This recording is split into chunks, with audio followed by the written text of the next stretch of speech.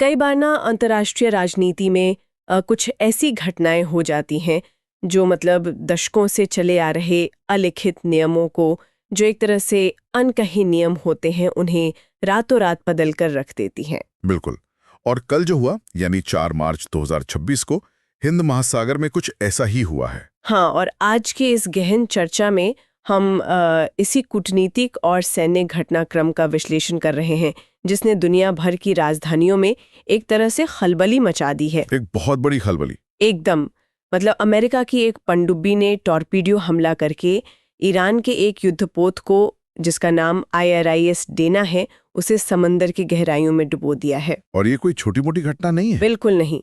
लेकिन इस घटना की लहरें सिर्फ वॉशिंगटन और तेहरान के बीच ही नहीं उठ रही हैं। ये लहरें सीधे नई दिल्ली के सत्ता के गलियारों तक पहुंच गई हैं, जहां मौजूदा सरकार से कई तीखे सवाल पूछे जा रहे हैं। और वो सवाल लाजमी भी है। हाँ, तो आज हमारे पास इस पूरे मामले को गहराई से समझने के लिए कई न्यूज़ रिपोर्ट्स हैं, कूटनीतिक बयान हैं और रक्षा विशेषज्ञों के विस्तृत विश्लेषण भी मौजूद हैं। और हमारा उद्देश्य बहुत स्पष्ट है। जी, हमारा मिशन बस यही है कि इन सभी स्रोतों के आधार पर इस पूरी घटना के तथ्यों को, अलग अलग देशों के जो दावे आ रहे हैं उन्हें, और इसके कूटनीतिक और राजनीतिक परिणामों को बिना किसी पक्षपात के स्पष्ट रूप से समझा जाए। एकदम तटस्थ भाव से। सही कहा। चलिए इसे थोड़ा समझते हैं। सबसे पहले तो ये जानना जरूरी है कि हिंद महासागर के बीचों बीच असल में हुआ क्या था। देखिए, इस घटना की गंभीरता को समझने के लिए ना हमें सबसे पहले अमेरिकी रक्षा मंत्री पीट हेग्सेथ के आधिकारिक बयान को देखना होगा। उनका दावा बहुत स्पष्ट है। क्या कहा है उन्होंने? अमेरिका ने खुले तौर पर यह स्वीकार किया है कि उन्होंने एक टॉर्पीडो का इस्तेमाल करके, जो पनडुब्बी से दागा जाने वाला हथियार होता है, उससे ईरानी युद्धपोत को निशाना बनाया है। मतलब कोई घुमा फिरा कर बात नहीं की गई? बिल्कुल नहीं। लेकिन हेग्सेथ के बयान में एक बात जो सबसे ज्यादा चौंकाने वाली है वो ये है कि अमेरिका के ही अनुसार उस ईरानी जहाज को ऐसा लग रहा था कि वो अंतर्राष्ट्रीय जल क्षेत्र में पूरी तरह से सुरक्षित है। सुरक्षित है मतलब उन्हें भनक भी नहीं? हाँ, और ये कोई छोटी बात नहीं है। अंतर्राष्ट्रीय जल क्षेत्र में किसी देश के युद्धपोत पर इस तरह बिना किसी तात्कालिक उकसावे के सीधा हमला कर देना, यह सैन्य कूटनीति के कई स्थापित नियमों को सीधे तौर पर चुनौती देता है। और ये हमला जहां हुआ वहां से जो पहला रिस्पॉन्स आया ना, वो अमेरिका का था और ना ही ईरान का था। वहां एंट्री होती है श्रीलंका की। जी, श्रीलंका का रोल यहाँ बहुत अहम हो जाता है। क्योंकि समंदर के बीच में जब ये सब हुआ तो बुधवार की सुबह श्रीलंका को IRS डेना से एक आपातकालीन संदेश मिला, जिसे हम डिस्ट्रेस कॉल कहते हैं। ये एक बहुत ही महत्वपूर्ण कूटनीतिक पहलू है। श्रीलंकाई नौसेना के प्रवक्ता हैं बुधिका संपत। उनका बयान अंतर्राष्ट्रीय समुद्री कानूनों की उस बारीक लाइन को समझाता है जहां कई बार तटस्थ देशों को भी ना चाहते हुए भी ऐसी भू राजनीतिक घटनाओं में शामिल होना पड़ता है। उन्होंने क्या स्पष्टीकरण दिया है? संपत ने स्पष्ट किया कि यह हमला श्रीलंका के संप्रभु समुद्री क्षेत्र में नहीं हुआ था, वो उनके इलाके से बाहर था। लेकिन समुद्री कानूनों के तहत हर तटीय देश का एक खोज और बचाव क्षेत्र होता है, जिसे सर्च एंड रेस्क्यू जोन कहते हैं। तो मतलब अंतर्राष्ट्रीय दायित्वों के चलते उन्हें बीच में आना पड़ा? बिल्कुल, क्योंकि वो शिप उनके रेस्क्यू जोन में था, श्रीलंका को कार्रवाई करनी पड़ी। उन्होंने पानी में तैरते हुए 32 लोगों की जान बचाई है। 32 लोगों की? हाँ, सोचने वाली बात है, एक ऐसा देश जिसका इस पूरे विवाद से कोई लेना देना ही नहीं है, उसे अचानक हिंद महासागर में एक डूबते हुए युद्धपोत के नाविकों को बचाना पड़ रहा है। लेकिन जब हम इन स्रोतों में हताहतों के आंकड़ों को खंगालते हैं ना, तो एक बहुत बड़ी उलझन सामने आती है। मतलब आंकड़े एक दूसरे से बिल्कुल मेल ही नहीं खा रहे। हाँ, ये हमेशा होता है ऐसी स्थितियों में। श्रीलंकाई नौसेना के जो शुरुआती दस्तावेज हैं, वो कहते हैं कि इस ईरानी जहाज पर करीब 180 लोग सवार थे, जिनमें से 140 लापता हैं। जी। दूसरी तरफ उसी श्रीलंका के रक्षा मंत्रालय के सचिव का बयान आता है कि 80 शव मिल चुके हैं। और ईरान का आंकड़ा तो बिल्कुल ही अलग है। हाँ, ईरान के विदेश मंत्री कह रहे हैं कि जहाज पर 130 नाविक सवार थे। ये बहुत बड़ा अंतर है, 180 और 130। यहाँ दिलचस्प बात यह है कि युद्ध की स्थिति में कैसे सूचनाएं और आंकड़े अलग अलग स्रोतों से अलग अलग आते हैं, ये उसका एक बड़ा उदाहरण है। इसे सैन्य भाषा में फॉग ऑफ वॉर या युद्ध का धुंधलका कहते हैं, जहां कुछ भी स्पष्ट नहीं होता। बिल्कुल बीच समुंदर में जब कोई इतना बड़ा जहाज डूबता है तो शुरुआती कुछ घंटों या दिनों तक सटीक आंकड़े मिलना लगभग असंभव होता है।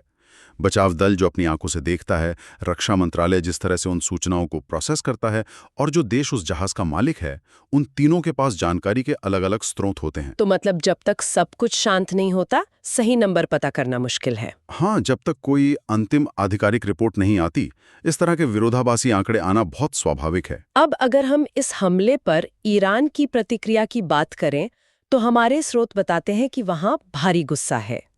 ईरानी विदेश मंत्री सैयद अब्बास अराक्ची ने जो बयान दिया है ना, उसकी शब्दावली पर गौर करना चाहिए। जी, उनके शब्द बहुत कड़े थे। उन्होंने इसे सीधे तौर पर समंदर में किया गया अपराध कहा है। अराक्ची का तर्क है कि यह हमला ईरान के तट से 2000 मील दूर किया गया, और वो भी अंतर्राष्ट्रीय सीमा में। हाँ, और बिना किसी पूर्व चेतावनी के उन्होंने सीधे तौर पर अमेरिका को चेतावनी दी है कि उसे इसकी भारी कीमत चुकानी होगी। देखिए, ईरान की ये तलखी अस्वाभाविक नहीं है। कोई भी देश अपने युद्धपोत के इस तरह डुबोए जाने को चुपचाप बर्दाश्त तो नहीं कर सकता। बिल्कुल नहीं। लेकिन इस पूरी घटना को जो चीज़ एक सामान्य सैन्य टकराव से अलग बनाती है, वो इसका संदर्भ है, और वो संदर्भ भारत से जुड़ा हुआ है। यहाँ बात सच में दिलचस्प हो जाती है, क्योंकि ये कोई साधारण गश्त लगाने वाला जहाज नहीं था। IRIS डेना दरअसल भारतीय नौसेना का एक मेहमान था। जी, मेहमान।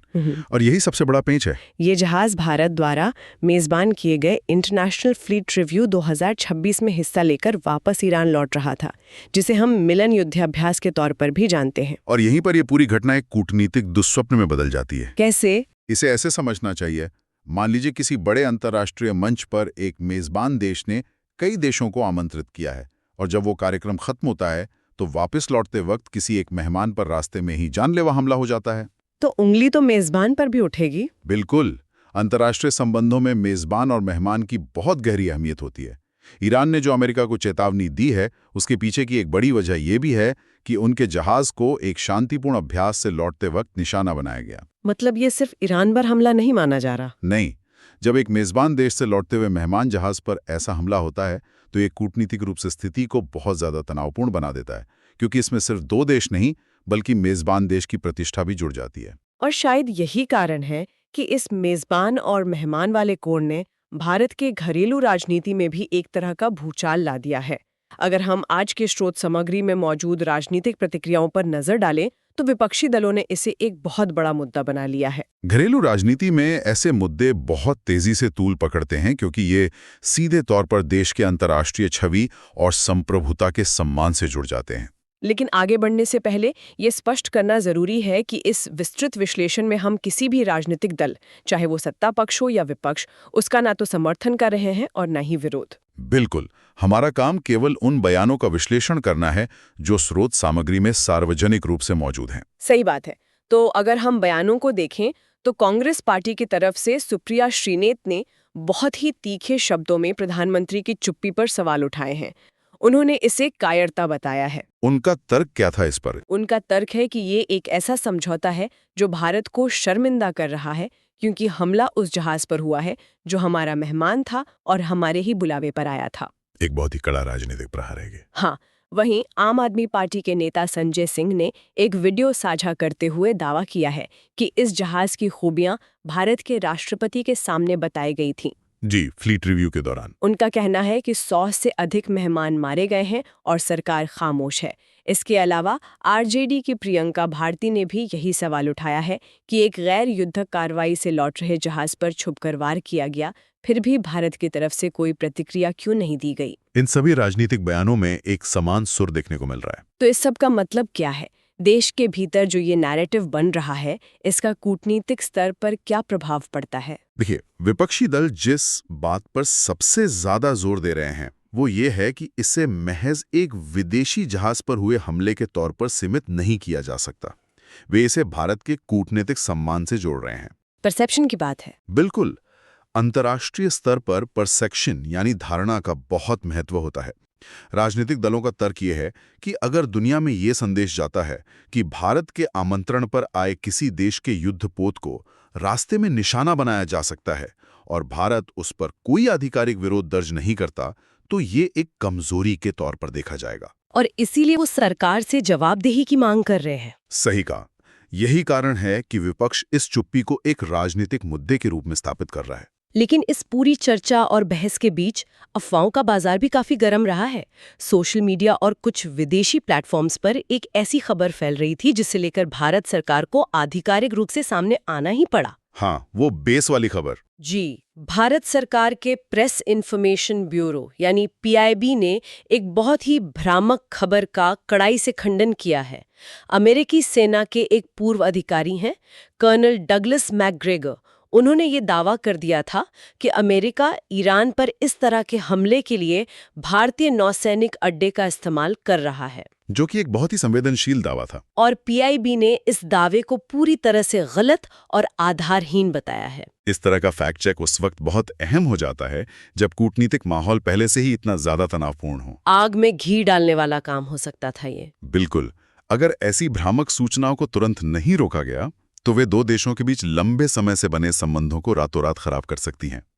ये अफवाह कि भारत की जमीन का इस्तेमाल ईरान के खिलाफ हो रहा है बहुत ही खतरनाक साबित हो सकती थी। एकदम। लेकिन इस आधिकारिक खंडन के बावजूद कई पूर्व राजनयिक और रक्षा विशेषज्ञ स्थिति की गंभीरता को लेकर लगातार अपने विश्लेषण साझा कर रहे हैं। और उन विशेषज्ञों के विश्लेषण इस घटना के कुछ ऐसे पहलू सामने लाते हैं जो आम खबरों की सुर्खियों में कहीं छिप जाते हैं। जैसे कि पूर्व राजनयिक केसी सिंह की टिप्पणी इस मामले में बहुत अहम है। उन्होंने क्या कहा है? उन्होंने साफ कहा है कि चुप्पी कूटनीति नहीं होती। उनका तर्क है कि अगर किसी को ये लगता है कि भारत के मौन रहने से अमेरिका इस परोक्ष समर्थन को महत्व देगा या भविष्य में याद रखेगा, तो यह एक बहुत बड़ी भूल हो सकती है। उन्होंने इसके लिए एक उदाहरण भी दिया था ना? हाँ, केसी सिंह ने इस बात को पुष्ट करने के लिए डोनाल्ड ट्रंप के उस दौर की याद दिलाई है जब उन्होंने नेटो को कड़ी फटकार लगाई थी। और ये तब हुआ था जब नेटो देशों ने अमेरिका के साथ खड़े होकर अफगानिस्तान में अपने सैनिकों की जान गंवाई थी। केसी सिंह का ये विश्लेषण अंतर्राष्ट्रीय संबंधों की उस यथार्थवादी विचारधारा को दर्शाता है जहां कोई भी शक्तिशाली देश केवल अपने राष्ट्रीय हितों को सबसे ऊपर रखता है। मतलब कोई किसी का सगा नहीं है? बिल्कुल। उनका कहने का मतलब यह है कि अंतर्राष्ट्रीय राजनीति में एहसान या परोक्ष समर्थन की उम्र बहुत छोटी होती है। लेकिन इस पूरे मामले में जो सबसे ज्यादा चौंकाने वाला विश्लेषण आया है वो पूर्व विदेश सचिव कमल सिब्बल की तरफ से है। हाँ, और सच कहूं तो ये पूरी चर्चा का सबसे बड़ा खुलासा है। बिल्कुल है। कमल सिब्बल के अनुसार जिस मिलन युद्धाभ्यास में ईरानी जहाज IRIS देना ने हिस्सा लिया था, उसके कुछ बहुत ही कड़े प्रोटोकॉल होते हैं। उन प्रोटोकॉल्स के तहत जो भी जहाज ऐसे फ्लीट रिव्यू में शामिल होते हैं, वे अपने साथ कोई भी गोला बारूद या आक्रामक हथियार लेकर नहीं जा सकते। जी। इसका सीधा और भयानक अर्थ यह है कि जब उस ईरानी जहाज पर टॉर्पीडो से हमला हुआ तो वो जहाज पूरी तरह से निहत्था था। अगर हम इसे बड़े परिप्रेक्ष्य से जोड़कर देखें तो ये जानकारी इस पूरी घटना की प्रकृति को ही बदल देती है। कमल सिब्बल का तर्क ये है कि कूटनीतिक या सैन्य रूप से भारत भले ही इस हमले के लिए सीधे तौर पर जिम्मेदार न हो, लेकिन भारत की एक बहुत बड़ी नैतिक और मानवीय जिम्मेदारी बनती है। क्योंकि वो हमारे हाथ से आ रहे थे। बस सिर्फ इसलिए नहीं, ऐसा इसलिए भी क्योंकि अमेरिका को ये बात बहुत अच्छी तरह से पता थी कि वो जहाज एक शांतिपूर्ण अंतर्राष्ट्रीय अभ्यास में शामिल होकर लौट रहा है और प्रोटोकॉल के कारण वो निहत्था है। ये तो एक तरह का धोखा हुआ। कमल सिब्बल का मानना है कि अमेरिका ने एक निहत्थे जहाज पर हमला करके भारत की कूटनीतिक संवेदनशीलताओं को पूरी तरह से दरकिनार कर दिया है।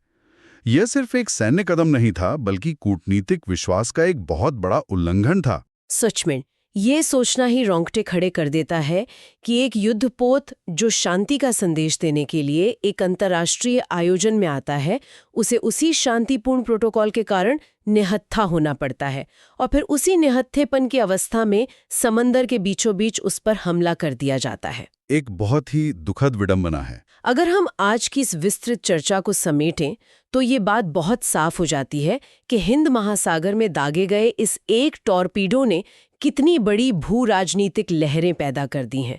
बात सिर्फ एक जहाज के डूबने तक सीमित नहीं है। बिल्कुल नहीं। श्रीलंका के रेस्क्यू ऑपरेशन से लेकर ईरान के आक्रोश, अमेरिका के रक्षा दावों और भारत की घरेलू राजनीति में उठ रहे सवालों तक हर जगह इस घटना का असर महसूस किया जा रहा है। एक पूरी चेन रिएक्शन है। हाँ, तो इस विश्लेषण से ये समझना बहुत जरूरी है कि अंतर्राष्ट्रीय राजनीति में सिर्फ घटनाएं मायने नहीं रखती, बल्कि घटना कहाँ हुई, कब हुई और सबसे महत्वपूर्ण बात उसका संदर्भ क्या था, ये बातें पूरी तस्वीर को बदल कर रख देती हैं। संदर्भ ही कूटनीति की असली चाबी है। और आज के इस विश्लेषण से जो तथ्य और संदर्भ सामने आए हैं, वे वैश्विक सैन्य संबंधों को लेकर एक बहुत ही गहरी चिंता पैदा करते हैं।